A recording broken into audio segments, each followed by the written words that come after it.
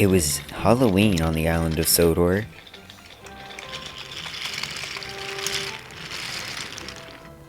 All the engines were very excited. Every year, they all get together around the turntable for Edward to tell them scary stories about haunted steam engines and scrapped trains.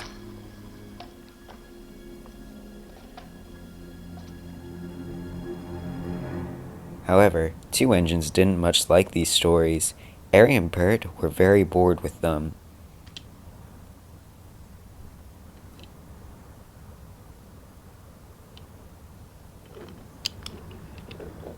Soon Rusty decided to ask them, "Arry and Bert, why don't you like Edward's stories?" "They're always so cliché," said Arry. "Yeah," agreed Bert. "Always about some engine haunting a bridge or something. Never about a diesel.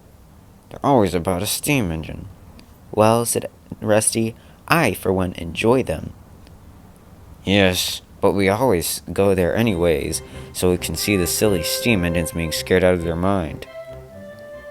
"Okay," said Rusty. "Well, I must go, as I have to work at the incline today. I'll see you two tonight." There were many engines around that turntable tonight. "Okay," said Edward, "I think everybody is here. I should start," he said, and the turntable turned, and he soon puffed onto it. "Good evening, fellow engines and trains alike. I'm not going to bore you with silly nonsense such as my name and number and my job on this railway, so I'll just go ahead and get into the stories." And that Edward did.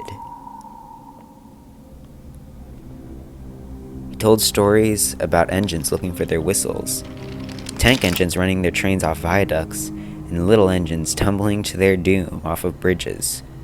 "See, I told you, always so cliché." "Oh," said Edward, "my stories aren't good enough for you, are they?"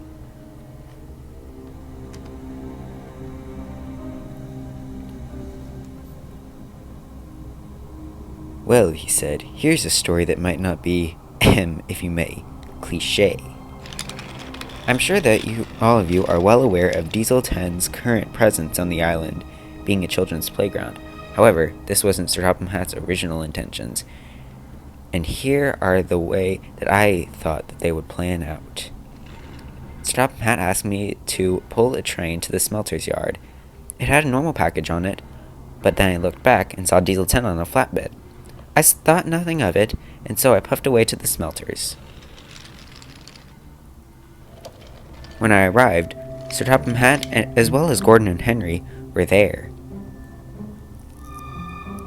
"All right, Edward," said Sir Topham Hatt, "you may go now."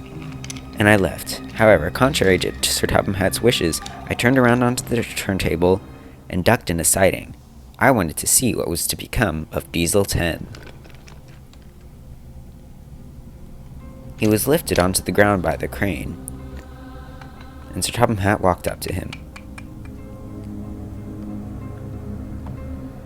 "I am less than pleased with what you have done with my railway, tormenting it for years, and so I've decided that this would be your last time doing it," he said.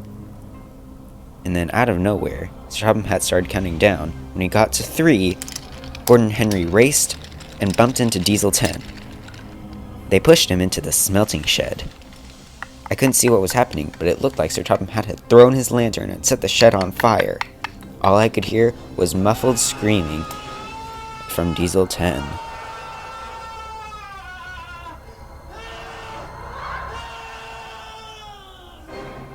I soon got out of there. I had decided that I had seen quite enough.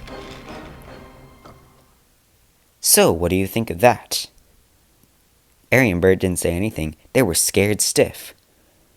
"Well," said Edward, "I think we all ought to get some sleep. That's enough stories for tonight."